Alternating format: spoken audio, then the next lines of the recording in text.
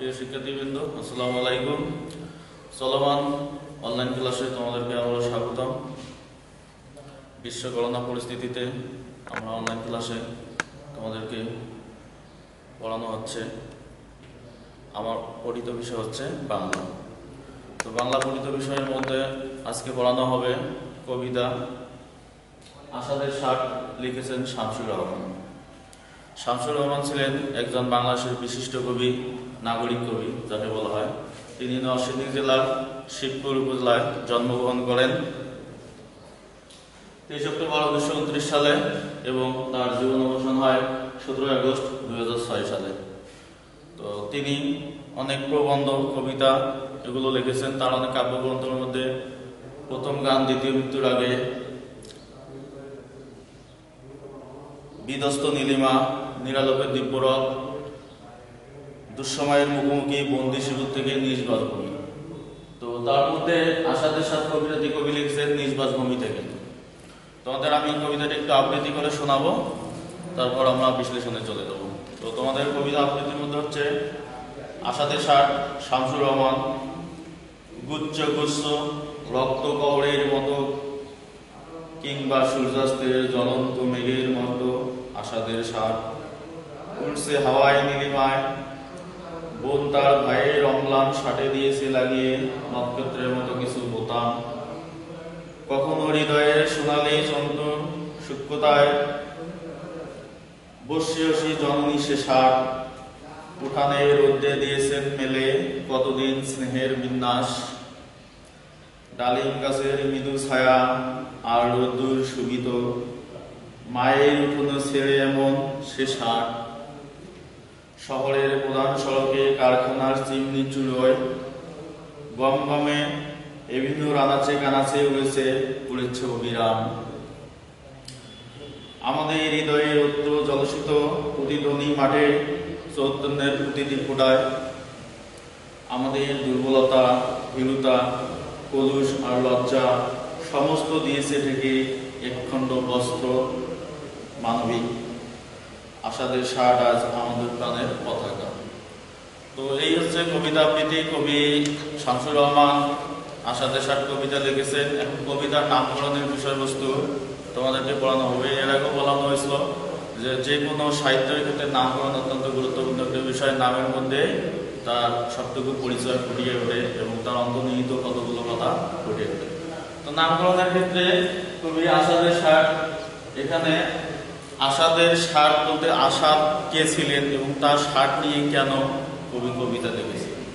এই আসাদের ষাটকে বিশ্লেষণ করলে আমরা দেখতে পাবো, তো আমরা অধ্যায় ভিত্তিক যখন প্রশ্ন পড়বো তখন এই আসাদের পরিচয় আমরা আসবো। তার আগে আমরা আসাদের ষাট নিয়ে যে মূল কাহিনী এখানে কি হয়েছে, যে মূল বিষয়বস্তু হচ্ছে আসাদ তার যে ষাট ছিল, অর্থাৎ আসাদ গণ অভ্যুত্থানে শহীদ হয়েছিলেন এবং তার রক্তে রঞ্জিত ষাটকে নিয়ে এখানে আমাদের মুক্তিযুদ্ধের চেতনার অনুপ্রাণিত হয়েছে। তাকে উদ্দেশ্য করে আমাদের সকল মুক্তিযুদ্ধ এবং স্বাধীন চেতনার মানুষ উদ্যোগী হয়ে মুক্তিযুদ্ধে অংশগ্রহণ করে এবং পরবর্তীতে সফলতা লাভ করে এবং মুক্তিযুদ্ধে আমরা শেষ পর্যন্ত স্বাধীন অভ্যুদয়ের দেশ হিসেবে বাংলাদেশ 16 ডিসেম্বর 1971 আমরা স্বাধীনতা লাভ করি। এই তার প্রেক্ষিতে আসাদের ষাট কবি রচনা করেছেন। তো অধ্যায়ভিত্তিক প্রশ্ন বিশ্লেষণে আমরা এখন দেখব যে কিছু প্রশ্ন আছে, এই প্রশ্নগুলো যদি আমরা বিশ্লেষণ করি তাহলে আমরা পুরো অধ্যায়ের ভিতর এবং এর অন্তর্নিহিত অর্থগুলো বুঝে পাবো। অধ্যায়ভিত্তিক প্রশ্ন বিশ্লেষণে দেখব যে আসাদকে আমাদের স্বাধীনতা সংগ্রামে তার অবদান কি ছিল।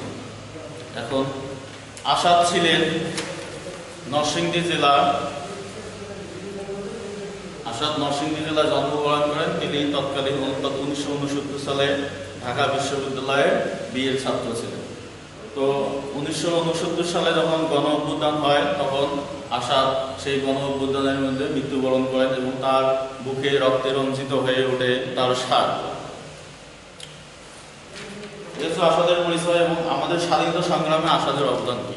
স্বাধীনতা সংগ্রামে আসাদের অবদান বলতে বলা যায় যে কোনো একটি স্বাধীনতা কখনো এক সময় থাকে না, অনেক আগ থেকে তার বীজ বোনা হয়ে থাকে। যেমন স্বাধীনতা সংগ্রামের ক্ষেত্রে আমাদের বীজ বোনানো হয়েছিল 1948 সাল থেকে, অর্থাৎ দেশ বিভক্ত হওয়ার পর থেকে স্বাধীনতার বীজ বুনেছিল। তখন থেকে বিভিন্ন অভ্যুত্থান এবং বিভিন্ন আন্দোলনের মাধ্যমে আমরা স্বাধীনতা অর্জন করতে পেরেছি। তো তার প্রেক্ষিতে 1969 সালে যখন ঢাকা বিশ্ববিদ্যালয়ের তথা ঢাকা রাজপথে ছাত্র জনতা মিছিল করে, সেখানে আসাদ উপস্থিত ছিলেন এবং আসাদ সামনে থেকে গুলি খেয়ে তার রক্তে রঞ্জিত হয়ে যায় এবং তার রক্তে তার শার্ট ভিজে যায় এবং সেখানেই সেই শার্ট তো জাতীয় জীবনে সবার কাছে সেই শার্ট পতাকা হয়ে এসেছিল এবং তার জন্য আমরা স্বাধীনতা ফিরে পেয়েছিলাম। এ হচ্ছে আসাদের অবদান। তো আসাদ সরাসরি তিনি মুক্তিযুদ্ধে অংশগ্রহণ করতে না পারলেও তিনি মনে করবো যে আমরা সেই মুক্তিযুদ্ধে অংশগ্রহণ করতে না পারলেও সে অংশগ্রহণ করেছে। কেননা আমাদের মুক্তিযুদ্ধ যেমন একদিনে শুরু হয়নি, 1948 সাল থেকে 1971 সালে 16 ডিসেম্বর পর্যন্ত শেষ হয়েছিল, ঠিক তেমনি আসাদ 1969 সালে শহীদের মাধ্যমে তিনি মুক্তিযুদ্ধে অংশগ্রহণ করছেন বলা যায়। তো এই হচ্ছে আসাদের অবদান। তো দ্বিতীয় প্রশ্ন বিশ্লেষণে আমরা বলবো যে আসাদের 60 কবিতায় বাংলাদেশের স্বাধীনতা সংগ্রামের পটভূমি আলোচনা করব। কবি শামসুর রহমান আসাদের 60 কবিতা অবলম্বনে 1971 সালের মহান মুক্তিযুদ্ধের কথা প্রতিফলিত হয়েছে। যে আমরা প্রথমেই বলেছি যে মহান আমাদের মুক্তিযুদ্ধ একদিন সংগঠিত হয়নি। দেশ বিভাগের পর থেকে তখন এই ভূখণ্ড অর্থাৎ ভারতীয় উপমহাদেশ যখন 1947 সালে বিভক্ত হওয়ার পর থেকে স্বাধীন, অর্থাৎ পূর্ব পাকিস্তান নামে নাম আত্মপ্রকাশ করে এবং ভারত নামে আত্মপ্রকাশ করে।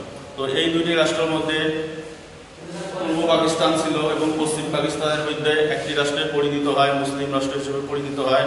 যে সহস্র মাইল অর্থাৎ হাজার হাজার মাইল পেরিয়ে পূর্ব পাকিস্তান আর পশ্চিম পাকিস্তানের মধ্যে দূরত্ব বজায় থাকে। তো পশ্চিম পাকিস্তানিরা পূর্ব পাকিস্তানের মধ্যে বিভিন্ন ধরনের অত্যাচার অনাচার এবং চালিয়ে যায়। সেই প্রেক্ষিতে আমাদের স্বাধীনতা যুদ্ধে অংশগ্রহণ করতে আমরা সকল বাঙালি অনুপ্রাণিত হয়। তো এই স্বাধীনতা যুদ্ধ যেমন একভাবে আসেনি, বিভিন্নভাবে এসেছিল। যেমন 1948 সাল থেকে শুরু করে 1952 সালের ভাষা আন্দোলন তথা 1952 সালের ভাষা আন্দোলন হয়েছিল যে এদেশের বাংলা ভাষাকে উপেক্ষা করে যখন উর্দু ভাষাকে রাষ্ট্রভাষা করার দাবিতে বিভিন্নভাবে বিভিন্ন মহল উৎসাহিত হয়, তখন বিভিন্ন ছাত্র জনতা এদেশের বাংলা ভাষাকে মাতৃভাষাকে বাংলা ভাষা করার জন্য তারা বিভিন্নভাবে বাংলাকে অনুপ্রাণিত করেছিল এবং তার জন্য তারা অনেক সালাম রফিক পর্বত 1952 সালে শহীদ হয়েছিল। তার প্রেক্ষিতে আমরা পেয়েছিলাম 1952 সালের ভাষা আন্দোলন, 1954 সালের নির্বাচন। 1954 সালের নির্বাচনে জাতীয় ফ্রন্ট সরকার সংখ্যাগরিষ্ঠতা লাভে অর্জন করার পর বিভিন্ন টালবাহানা চলে।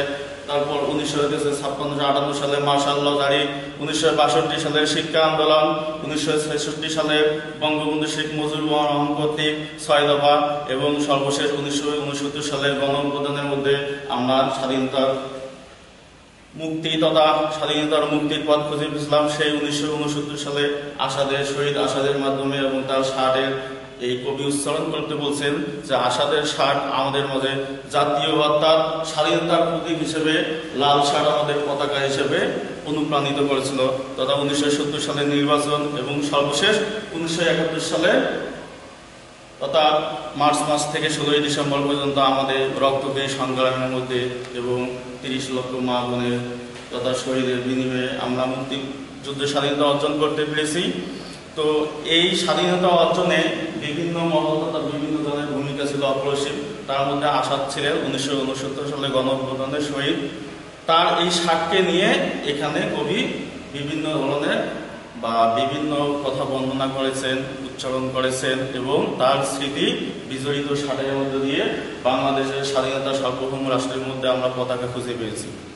তো তৃতীয় প্রশ্ন বিশ্লেষণে আমরা বলবো যে আসলে আমাদের তৃতীয় প্রশ্ন আসাদের সাথে কবিতায় যে অধ্যায় ভিত্তিক প্রশ্ন বিশ্লেষণে এখানে পড়বো আমরা ব্যাখ্যামূলক একটি প্রশ্ন। সেখানে হচ্ছে যে বসিয়সী জননী সে 60 উঠোনের রৌদ্র দিয়েছেন মেলে কতদিন স্নেহের বিন্যাস। তো কবি এই চরণে উল্লেখ করেছেন বসিয়সী জননী সে 60। আসাদের মা ছিলেন আসাদ, অর্থাৎ প্রতিটি মায়ের কাছে তার সন্তান অত্যন্ত স্নেহপূর্বক অত্যন্ত আদরে। তো আসাদ যখন ছাত্র ছিলেন, যখন ছোট থেকে তার মা আসাদের শার্ট তথা বিভিন্ন কাপড় চোপড় শুকাতে দিতেন উঠোনে। তার বোন, এখানে কবি তার বোনের কথা উল্লেখ করেছেন কবিতায়, অর্থাৎ ভাই বা বোনের মধ্যে অনেক গভীর সম্পর্ক বিদ্যমান থাকে। বোন তার ভাইয়ের শার্ট তথা জামা কাপড় শুকাতে দেয়, অনেক স্নেহের পরশ লেগে থাকে। তো তো সেই প্রেক্ষিতে কবি এখানে আসাদের ষাট উল্লেখ করে বলছেন, আসাদের মা যখন আসাদের ষাট নেড়ে দিয়েছিল, অর্থাৎ ধুয়ে দিয়েছিল, তার হাতের ছোঁয়া কোমল সংস্পর্শ ষাটের মধ্যে লেগেছিল এবং সে অনুভূতি ব্যাখ্যা করার মতো নয়। যে যখন আসাদ শহীদ হলো সেই ষাটে তার আসাদে রক্তে রঞ্জিত হলো সেই ষাট লাল রঙে হয়ে গেল এবং বাংলাদেশের মানুষ তথা সকল ছাত্র জনতা সকল কর্মের মানুষ খুঁজে পেল এই ষাটের মধ্যে স্বাধীনতার তথা পতাকা। তো সেই পতাকাকে উপেক্ষা করে বাংলাদেশে স্বাধীনতা অর্জন করছিল এবং সেই প্রেক্ষিতে কবি বলেছিলেন, মহিষী জননী সে ষাট, অর্থাৎ মায়ের স্নেহের আদরে পরশে সে ষাট উঠোনে রোদ্রে দিয়েছিলেন, অর্থাৎ উঠোনে নেড়ে দিয়েছিলেন মেলে কতদিন স্নেহের বিন্যাসে, অনেকদিন সেই ষাটকে স্নেহের বিন্যাসে আগড়ে রেখেছিলেন। তো আমাদের আসাদের ষাট কবিতায় শামসুর রহমানের যে এখানে তিনি যা বলছিলেন আসাদের ষাটকে, অর্থাৎ এটি একটি রূপকধর্মী অর্থে ব্যবহৃত হয়েছে, অর্থাৎ আসাদের ষাট ওকে উপলক্ষ করে বাংলাদেশের মানুষ তথা যে একটা কি পেয়েছিল, সূর্য পেয়েছিল, অর্থাৎ স্বাধীন পতাকা পেয়েছিল, অর্থাৎ তার এই রক্তে রঞ্জিত ষাটকে নিয়ে একটা স্বাধীন পতাকা পেয়েছিল। তারা অনেক দেখতে পেয়েছিল যে আসাদের ষাটকে একটা পতাকা হিসেবে ব্যবহার করে এদেশের ছাত্র জনতা শুরু করে সকল ধর্মের মানুষ স্বাধীনতা যুদ্ধে অংশগ্রহণ করে। তো তার প্রেক্ষিতে কবি এখানে আসাদের ষাট কবিতাটি রচনা করেছেন। তো আসাদের ষাট মূলত কবিতা পিছনে কবির ছিল যে আসলে বাংলাদেশের স্বাধীনতা যুদ্ধের পটভূমি। তা স্বাধীনতা যুদ্ধে যেমন একদিন আসেনি, অনেক রক্তক্ষয়ী অবদানের মাধ্যমে স্বাধীনতা এসেছে, এই পটভূমিতে কবি আসাদের ষাট কবিতা রচনা করেছেন। তো প্রিয় শিক্ষার্থীবৃন্দ, তো আমরা এই কবি আমাদের বিশিষ্ট কবি তথা নাগরিক কবি শামসুর রহমানের কবিতা অবলম্বনে আসাদের ষাট প্রশ্ন পড়লাম, প্লাস অধ্যায় ভিত্তিক তোমাদের বিশ্লেষণ করলাম। তো এখন তোমরা যেগুলো প্রশ্ন আমি বললাম এবং ভেতর থেকে প্রশ্নগুলো তোমরা দেখে নেবে, অর্থাৎ আসাদের ষাট অবলম্বনে কবি কি বলতে চেয়েছে এবং স্বাধীনতার পটভূমি ফুটে উঠেছে তা তোমরা বিশ্লেষণ করো। তো এগুলো তোমাদের কিছু কাজ থাকলো।